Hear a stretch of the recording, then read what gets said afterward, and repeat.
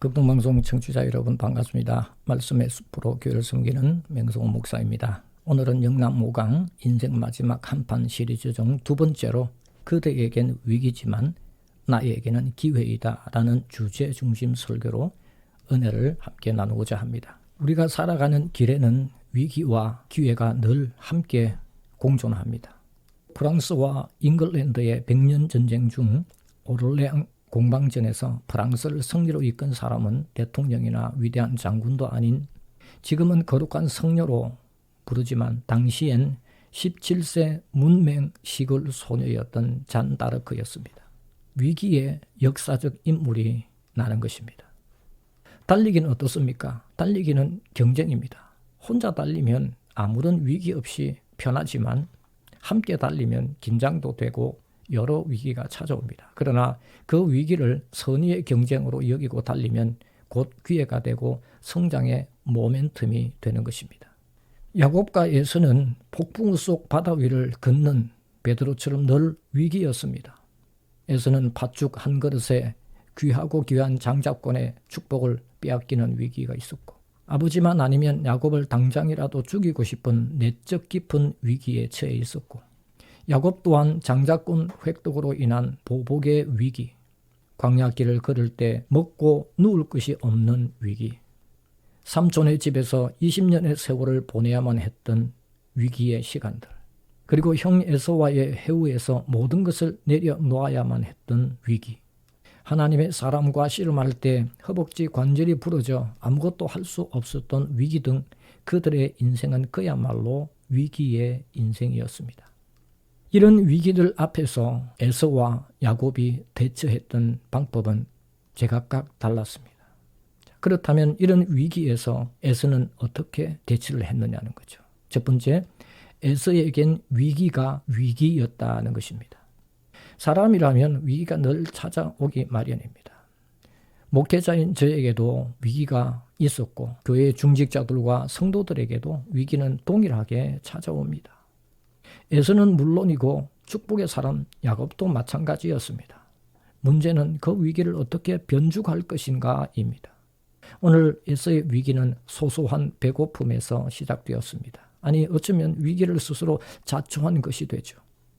결국 야곱에게 축복이 넘어갔고 아버지는 야곱에게 장자권의 축복을 온전히 빌어주었고 축복이 뒤바뀐 사실을 안 아버지는 깜짝 놀랍니다. 창세기 27장 33절입니다.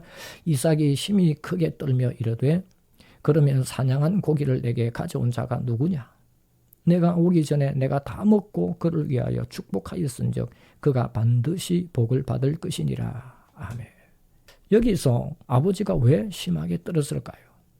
일반적으로 생각할 수 있는 것은 내가 실수했구나 라고 볼 수 있지만 우리 교단이나 신학의 영적인 멘토인 칼빈의 해석은 전혀 다릅니다. 이렇게 해석을 합니다. 다른 사람에게 축복을 잘못 베풀었다는 생각으로 나온 두려움이 아니라 자칫하면 하나님의 거룩한 뜻을 저버리고 다른 사람에게 축복할 뻔하였다는 생각에서 나온 안도의 전율이라고 하였습니다. 어거스틴은 이렇게 말을 합니다. 하나님 앞에서 이토록 경건한 두려움을 갖는 이삭이야말로 정녕 초인간적인 기품을 가진 위대한 선지자라고 하였습니다. 에서가 만일 이런 분들의 해석을 따라 영적인 해석을 따라 하나님의 말씀에 순종하고 야곱을 언약의 자녀로 인정했다면 그 위기에서 벗어나 야곱만큼은 아니더라도 충분한 축복의 인생으로 후손들로 살아갈 수 있었을 것입니다. 그러나 에서는 그 위기를 돌파하려고 낸 해결책이 하나님을 붙들기보다는 자신의 욕망을 붙들므로 결국엔 위기의 무덤을 파고들어 영원한 저주와 파멸의 길로 가게 된 것입니다.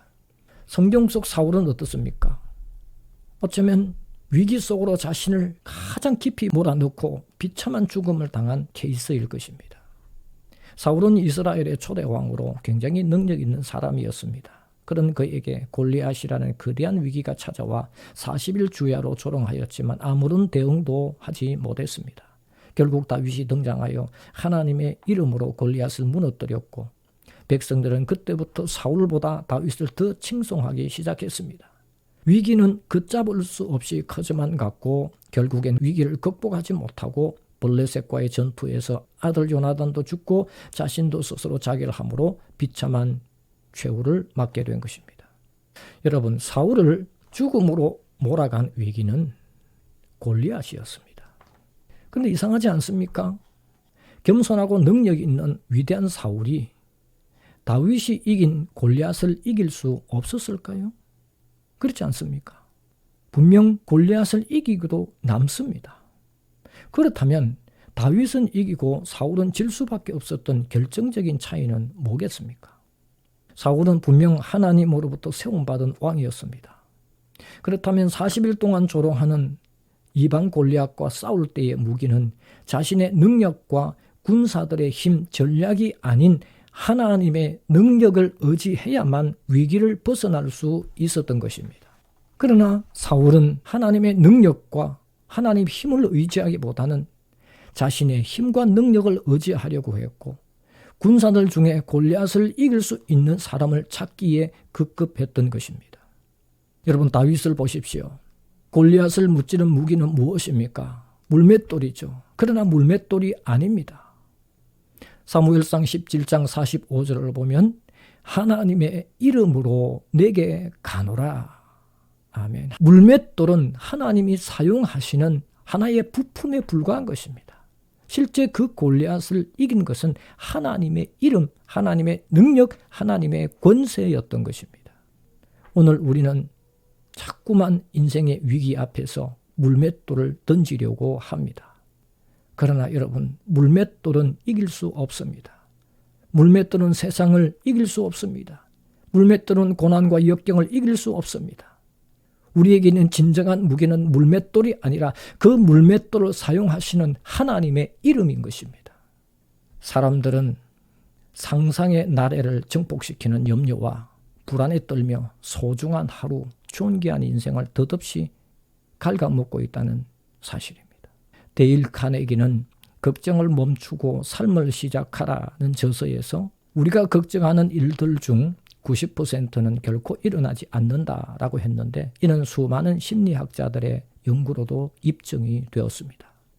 에세익이 있어서 장자권의 이탈은 인생 최대의 위기임에는 틀림없습니다. 그러나 하나님의 섭리와 하나님의 인도하심으로 보지 않고 자신의 욕망으로 바라보다가 결국 본인과 후손들까지 영원한 위기 안에 갇히며 하나님의 진노를 피할 수 없게 된 것입니다. 자, 그렇다면 인생 절체절명에서 야곱의 대처는 어떠했을까요? 두 번째로 야곱에겐 위기가 곧 기회였다는 것입니다. 야곱은 장자권을 얻은 후부터 위기가 에서보다 더 많았습니다. 도망을 가야만 했던 위기, 광야에서 누울 곳도 먹을 것도 없었던 그런 위기, 삼촌 집에서의 쏟고 쏟기는 위기, 형과의 만남에서의 위기, 하나님의 사랑과 씨름에서의 위기. 그런데 야곱만이 아니라 성경에 보면 아브라함도 언약의 성취까지 25년의 위기의 인생을 살았습니다. 모세는 이스라엘의 영도자로 쓰임받기까지 40년 동안 위기의 인생을 살았습니다. 요셉은 형제들에게 버림받고 7년 대흉년으로 가족들을 상봉하기까지 13년의 세월을 위기로 너무나 힘들었습니다. 그러나 이들 모두는 에서처럼 자신을 위기 속으로 스스로 몰아넣지 않고 영원한 기회이며 영원한 축복이신 하나님을 붙들며 나아가 이스라엘과 백성들의 영원한 축복의 멘토가 된 것입니다. 1943년 3월 전북 김제에 살던 18살 김모 씨 등 4명은 일본 제철소로 강제징용을 가게 되었는데 1997년 법의 심판을 받고자 했지만 일본 법정에서 3심 패소하였고 2005년 한국 법원에서도 2심까지 패소하였습니다. 끝으로 2012년 대법원에서 최종 판결은 원고 승소였습니다.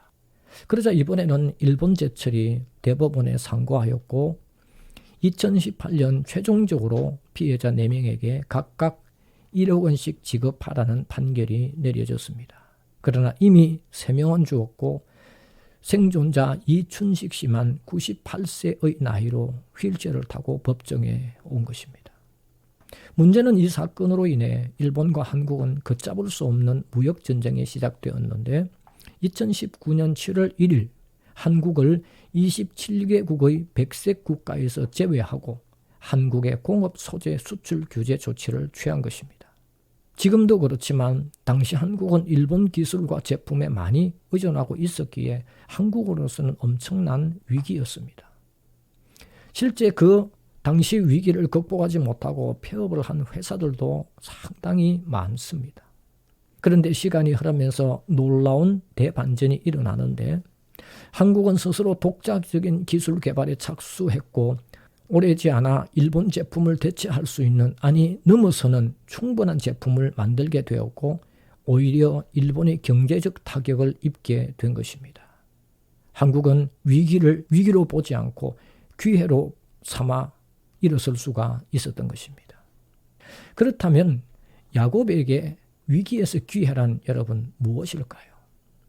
이 지점은 우리가 알면서도 자주 넘어지는 그런 지점인데 야곱이 광야에서 날이 저물어 누웠을 때 하나님께서 찾아오신 사건으로 위기의 야곱에서 있어서 최고의 기회였던 것입니다.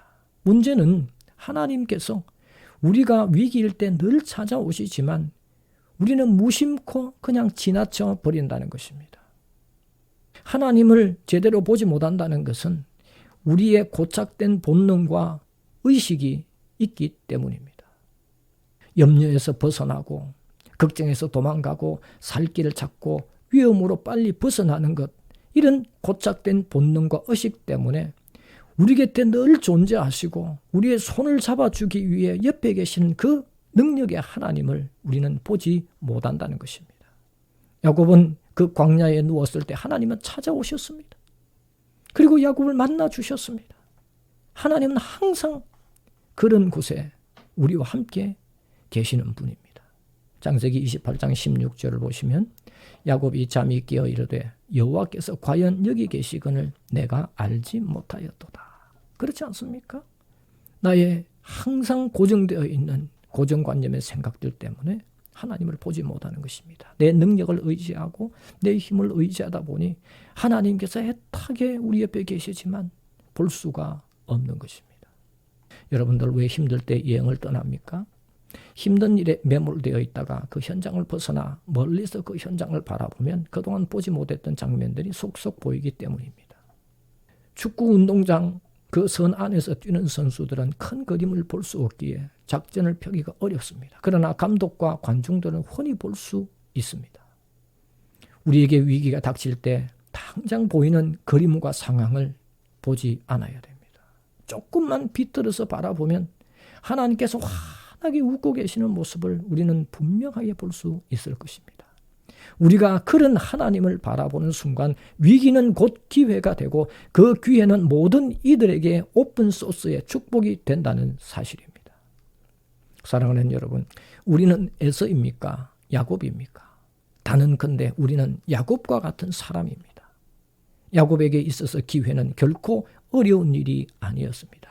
아무것도 보이지 않을 때, 아무런 소망 없이 광야에 누워있을 때, 형을 만나기 위해 두려움에 빠졌을 때 하나님은 늘 야곱을 찾아오셨습니다. 오늘 우리 힘들고 어렵습니까? 우리 인생이 위기입니까? 일어설 수 없는 너무나 고통스러운 날입니까? 우리의 허리가 꺾이고 우리의 호흡이 어렵습니까? 그러나 염려하지 마십시오. 하나님이 지금 옆에 계시지 않습니까? 하나님이 우리의 손을 잡고 계시지 않습니까? 하나님께서 우리와 함께 하시지 않습니까? 그 하나님은 우리를 떠나지 않습니다. 버리지 않습니다. 언약의 하나님은 우리를 영원히 축복하시고 우리를 영원히 사랑하시는 분이십니다. 오늘 하루도 그런 주님과 함께 하셔서 승리하는 복된 하루 되기를 주님의 이름으로 부탁을 드립니다.